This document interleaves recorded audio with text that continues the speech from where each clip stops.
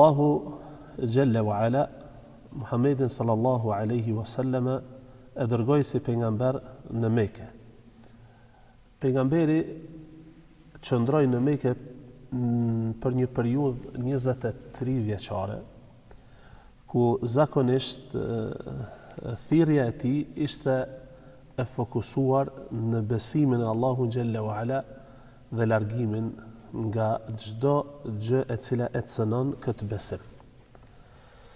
Kështu vazhdoi duke i thirrur në besim, duke treguar ngjarjet e pejgamberëve të mëhershëm, shpërblimet e atyre të cilët i kishin besuar Allahu Jalla wa Ala, edhe dënimet për ata të cilët nuk i kishin përfillur urdhrat e Allahut Jalla Jalaluhu. Ka fundi i periudhës mekkase, Allahu Jalla wa Ala Muhammedin sallallahu alaihi wasallam ja obligon namazin. Pastaj, pas hijretit të pejgamberit, kalimit të tij me një periudhë krejtësisht tjetër, e që njihet si periudha medinase, Allahu Jalla wa Ala tani më pasi u formu shoqëria islame, u vun themelet e një rregulli tjetër, një rregulli të shtetit islam, Allahu Jalla wa Ala filloi njerëzit t'i thras me një thirrje tjetër, duke u thënë ja ayyuhalladhina amanu, o ju të cilët keni besu. Përderisa më herët në periudhën mekkase njerëzve u drejtohej me thirrje ja ayyuhan nas, o ju njerëz. Edhe dietarët islam kur kanë bërë dallimin mes ajeteve mekkase dhe atyre medinase, i kanë bërë përmes prej pikave që i kanë përmend edhe këtë pikë se Allahu Jalla wa Ala besimtarëve në periudhën medinase u drejtohej me thirrjen o ju të cilët keni besuar, o ju besimtarë. Prej dispozitave me të cilat Allahu Jalla wa Ala e ngarkoi njerëzimin ishte edhe dispozita e xhirimit. Allahu Jalla Jalaluhu besimtarët i obligoi me xhirim në periudhën medinase.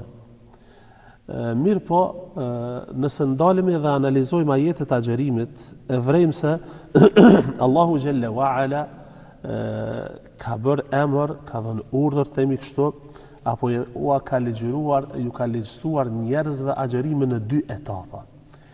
Etapa e parë ishte etapa e përzgjedhjes, themi kështu, etapa e përzgjedhjes, dhe etapa e dytë ishte etapa e obligueshmërisë në të cilën nuk ishte përzgjedhje.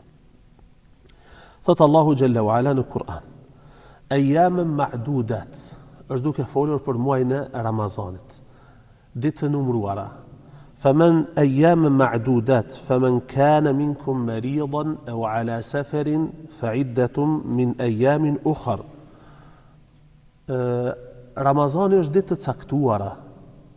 E kush është i smur apo është udhëtar, i prish ato ditë edhe i kompenzon me ditë të tjera.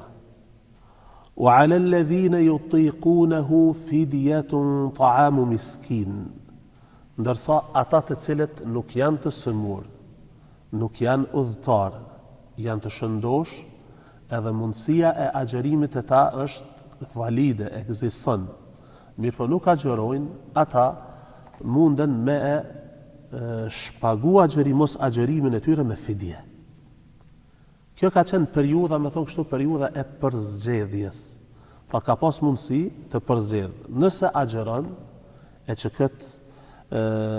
kësaj shariati ka dhënë për parësinë këto ajete, e nëse nuk agjëron, atëhera mundet me i pagu si fidje, ushqim të varfërve. Pastaj Allahu Jalla wa Ala ka zbrit ajetin vijues në të cilën Allahu i obligon njerëzit të cilët nuk justifikohen me ndonjë arsye shariatike me agjërim. Thot Allahu në Kur'an: "Shahru Ramadan alladhi unzila fihi al-Qur'anu hudan lin-nasi wa bayyinatin min al-huda wal-furqan, faman shahida minkum ash-shahra falyasumhu."